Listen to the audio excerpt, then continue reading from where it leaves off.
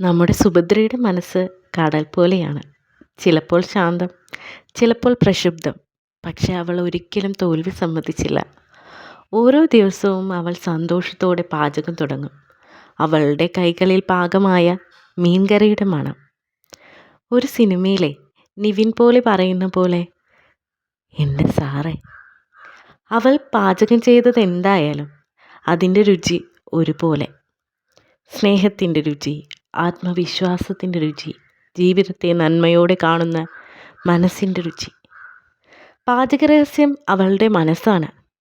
നമ്മൾ ഇഷ്ടത്തോടെ ചെയ്താൽ അത് സക്സസ് തന്നെയാണെന്നേ. ജീവിതം എത്ര കടുപ്പമായാലും നമുക്ക് സ്നേഹവും ധൈര്യവും ചേർത്ത് മുന്നോട്ട് പോകണം. അപ്പോൾ ഓരോ ദിവസവും ഒരു മീൻകറി പോലെ സ്നേഹത്തിൻ്റെ ചൂടും പ്രതീക്ഷയുടെ രുചിയും നിറഞ്ഞതാകട്ടെ.